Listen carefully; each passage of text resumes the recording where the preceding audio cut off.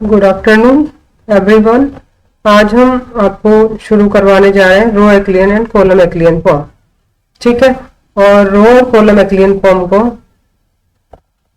हम करेंगे क्योंकि ये शायद टॉपिक छूट गया था, किसी बच्चे ने लिखा है कि मैडम ये आपने करवाया नहीं, तो इसको हम करेंगे।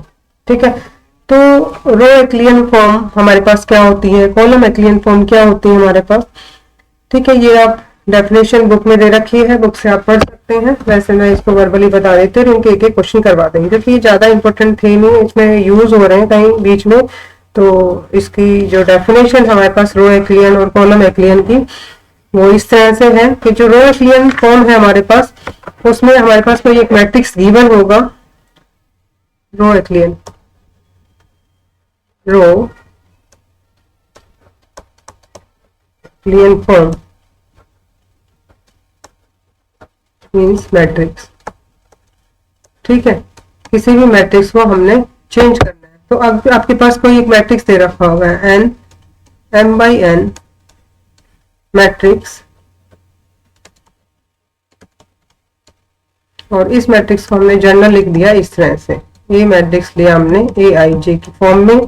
ठीक है, is called a row echelon matrix if the following, कुछ इसकी कंडीशन होती हैं, if the following conditions are satisfied, following conditions are following condition are satisfied।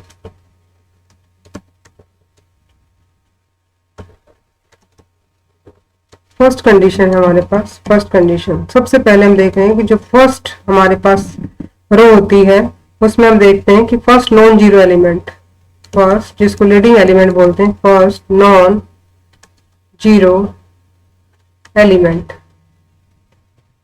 First non zero element जो होता है हमारे पास in each non zero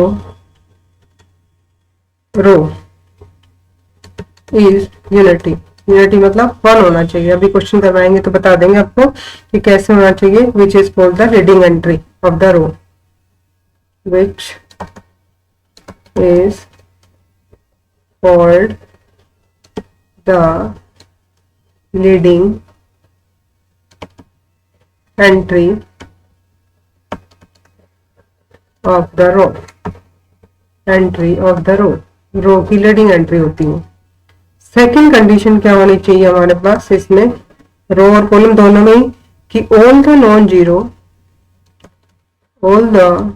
non zero rose preceded करेंगी किसको, जीरो रोज को। ठीक है, तो preceded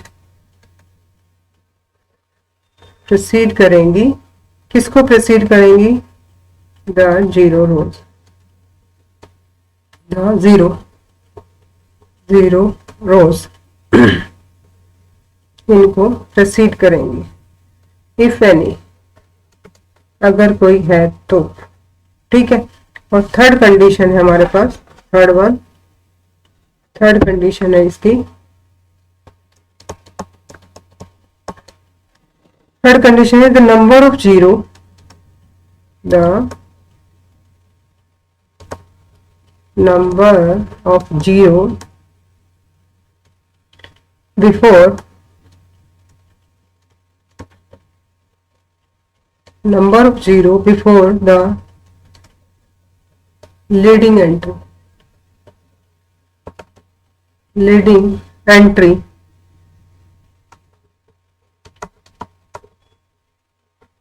in each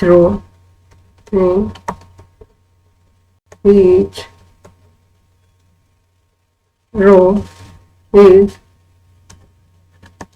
less than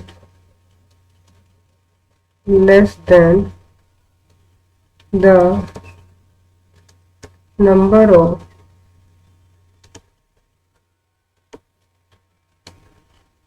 such zeros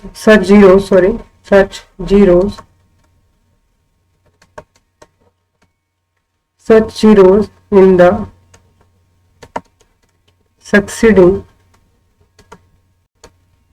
आगे वाली succeeding rows।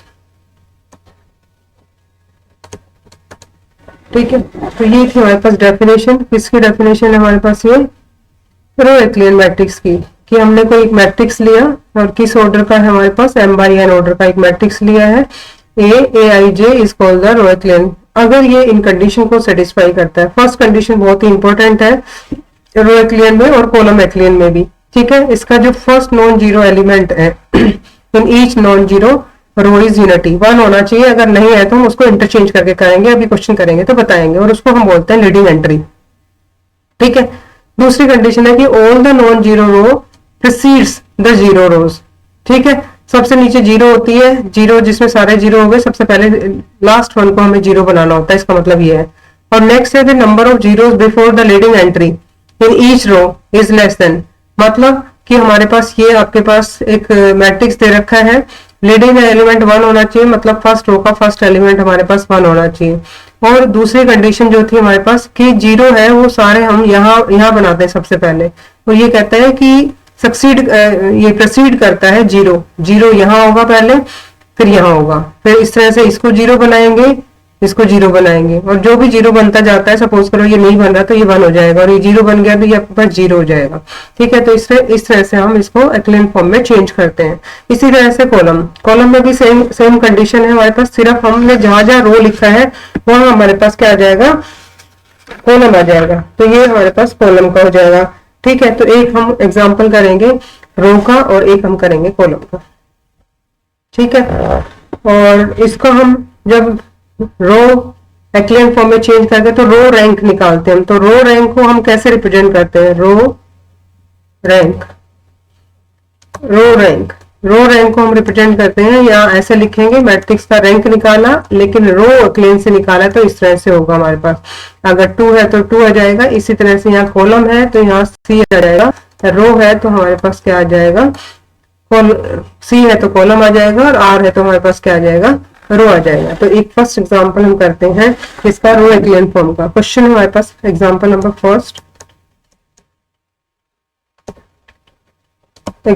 First, first example है हमारे पास, क्या है कि reduce the given matrix,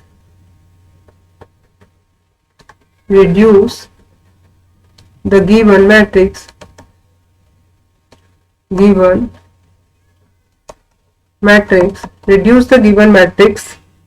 given matrix को हमें रिड्यूस करना है। किसमें रिड्यूस करना है?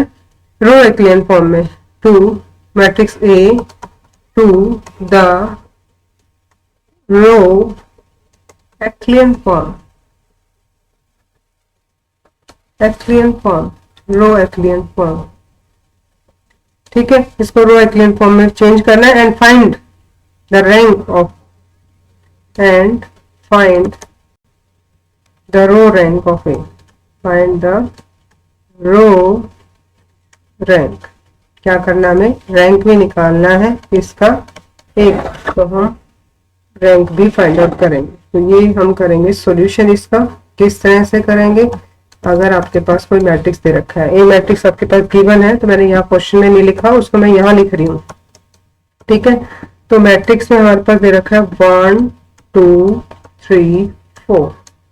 सेकेंड रो के एलिमेंट दे रखे हैं -2 -3 1 2। थर्ड रो के एलिमेंट दे रखे हैं हमारे पास -3 -4 5 और 8। ठीक है, और नेक्स्ट आपके पास है 1 3 10 14। ये हमारे पास एक मैट्रिक्स दे रखा है। अब किस ऑर्डर का दे रखा है? हमारे पास 4x4 ऑर्डर का दे रखा है। इसको रो एक्लियन फॉर्म में पहले चेंज करेंगे। तो रो एक्लियन फॉर्म में चेंज करने के लिए सबसे पहले रो एक्लियन में हमने डेफिनेशन बताई थी इसकी कि लीडिंग एलिमेंट क्या होना चाहिए? 1 होना चाहिए।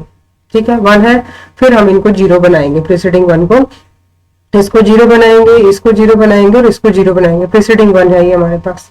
और जीरो को ही सक्सीड करेगा। मतलब यहाँ इसको पहले जीरो बनाएंगे, फिर इसको जीरो बनाएंगे, फिर इसको जीरो बनाएंगे। तो तीन कंडीशन थी कि लीडिंग एलिमेंट 1 होना चाहिए, सक्सीडिंग एलिमेंट को जीरो करना है, प्रीसीडिंग एलिमेंट को जीरो करना है, और सक्सीडिंग रो को हमें क्या बनाना है, जीरो बनाना है। तो ये हमारे पास तीन कंडीशन थी, तो इनको हम इस तरह से करेंगे। ठीक है, तो सबसे पहले हम देख रहे हैं कि अगर रो एक्लियन फॉर्म की बात करते हैं तो हमें सिर्फ और सिर्फ रो ही ऑपरेशन लगाने, कॉलम ऑपरेशन नहीं लगाने। तो इसको करने के लिए हम देख रहे हैं कि हमें इसको जीरो बनाना है, इसको जीरो बनाना है। तो ये -2 है और ये 1 है, तो ऑपरेट करेंगे हम, तीन ऑपरेशन एक साथ लगा सकते हैं कि ऑपरेटिंग R2। सबसे पहले R2 को ऑपरेट करेंगे, तो R2 पर हमने लगा दिया क्या, +2 टाइम ऑफ R1। ठीक है, इसी तरह से R3 पर लगा देते हैं। R3 पर क्या लगाया हमने, R3 +3 टाइम्स ऑफ R1। और इसी तरह से हम R4 पर लगा देते हैं, क्या लगाएंगे, R4 माइनस में R1। ठीक है, इसलिए इसको लीडिंग एलिमेंट को 1 बनाते हैं ताकि इजिली ऑपरेशन लगा सकें। ठीक है, और जैसे हमने ये ऑपरेशन लगाया तो हमारे पास ए है वो इक्विवेलेंट टू आ जाएगा। फर्स्ट रो पर नहीं लगाया, first row as it is रहेगी, सेकंड पर लगा दिया हमने, तो ये 0 हो गया, यहाँ 1 आ जाएगा क्योंकि ये 4 किया, यहाँ पर ऐड किया 4 हो जाएगा, 4 - 3 1 हो जाएगा। ठीक है, इसको किया 6 + 1 7 हो जाएगा। नेक्स्ट आपके पास 10 आ जाएगा। इसी तरह से ये 0 हो जाएगा, यहाँ से इसको किया था 3 टाइम्स 6 हुआ, 6 - 4 आपके पास क्या आ जाएगा, 2 आ जाएगा। यहाँ आपके पास 14 आएगा, यहाँ आपके पास क्या आ जाएगा, 20। इनको माइनस कर रहे हैं तो ये आपके पास क्या आएगा, 1 आएगा, सॉरी यहाँ 1 आ जाएगा, यहाँ 7 आ जाएगा, और यहाँ आपके पास क्या आ गया, 10। ठीक है, यहाँ तक शायद समझ में आ गया होगा। और अब हम देख रहे हैं कि यहाँ पर हमारे पास सेकंड और जो थर्ड रो है, हमारे पास सेकंड और थर्ड रो, तो थर्ड में आपके पास क्या हो रहा है, यहाँ पर सॉरी सेकंड और फोर्थ है वो आइडेंटिकल है। ठीक है, तो ये आपके पास क्या आ जाएगा, डिटरमिनेंट नहीं निकालना हमें, रो एक्लियन फॉर्म में चेंज करना है। तो फर्स्ट पर वो ऐसे कैसे रखा, फिर हम क्या करते हैं, R3 पर लगा देते हैं operating R3, operating R3। R3 को हमने ऑपरेट किया, क्या ऑपरेशन लगाया R3 पर कि R3 -2 टाइम ऑफ R2, और R4 पर भी लगा दिया हमने, क्या लगाया, R4 माइनस में R3, 0 बन गया ना। तो इस पर नहीं लगाया हमने, R2 पर नहीं लगाया, तो R2 हमारे पास एज इट इज हो गई, और ये आपके पास क्या हो गया, 0 0 0 0। ठीक है, इन पर इनको नहीं बना सकते 0, तो ये आपके पास फाइनली आ गया। तो ये क्या आ गई, which is the row echelon form. कौन सी फॉर्म आ गई, which is row echelon form, row echelon form.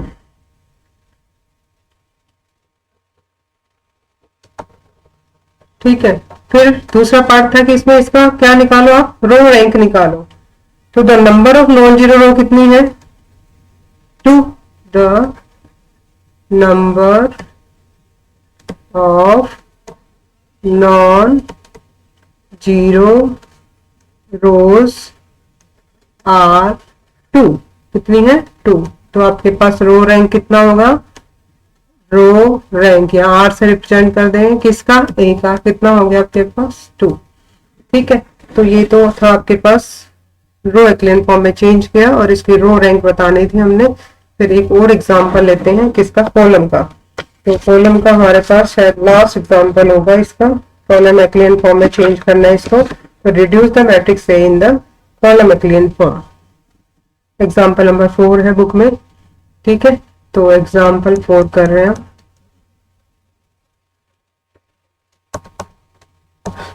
ठीक है, तो एग्जांपल 4 में लिखा है कि reduce a matrix, reduce the matrix A, reduce the matrix A matrix को हमें रिड्यूस करना है। ठीक है, तो फर्स्ट रो के एलिमेंट दे रखे हैं इसको 0 1 3, 1 2 1, फिर दे रखा है 2 3 1, फिर दे रखा है 1 2 3। ठीक है, 2 column echelon form. Echelon form. And hence determine the column rank. And hence determine, या find out भी लिख सकता था, determine the column rank.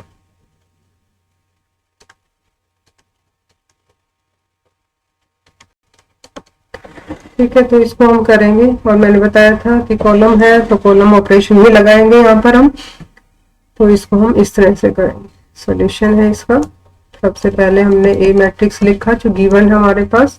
A matrix जो दिया हुआ है वो ये है 0 1 3 1 2 1 2 3 1 और ये हो गया 1 2 3। ठीक है, कॉलम लगा लेते हैं और जब इस पर कॉलम ऑपरेशन लगाएंगे तो हम लिखेंगे यहाँ पर operating C2 and C3, operating C2 पर लगाया हमने।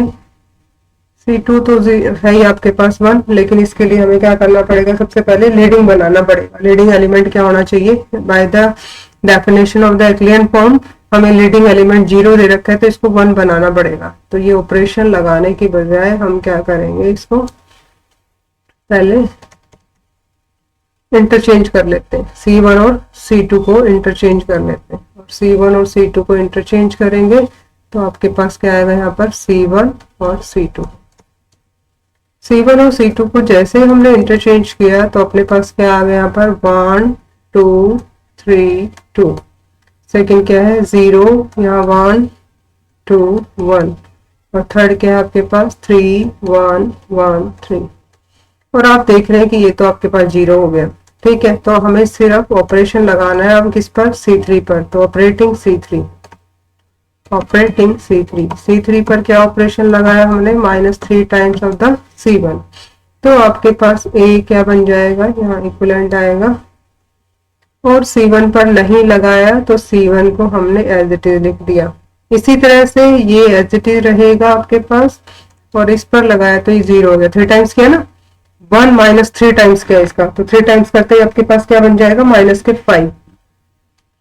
इस पे भी 3 टाइम्स किया 6 हो गया, तो माइनस का कितना हो गया, सॉरी 9, और 9 1 माइनस 9 तो माइनस का 8 आ गया।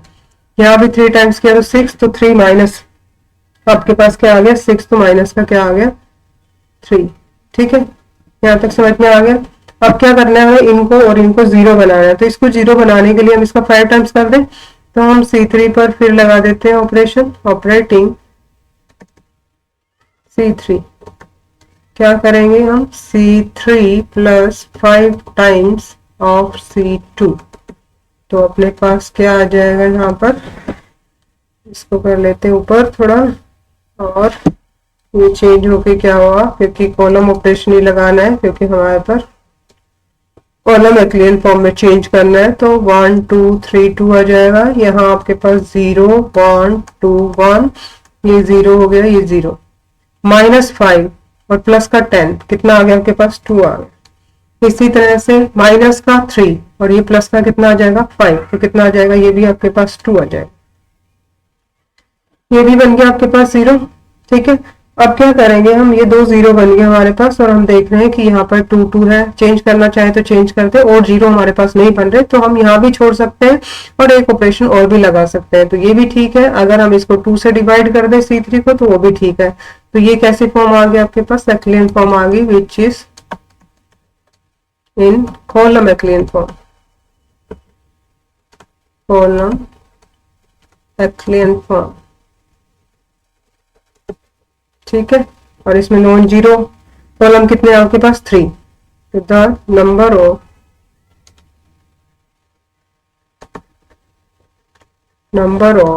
Non zero columns, non zero column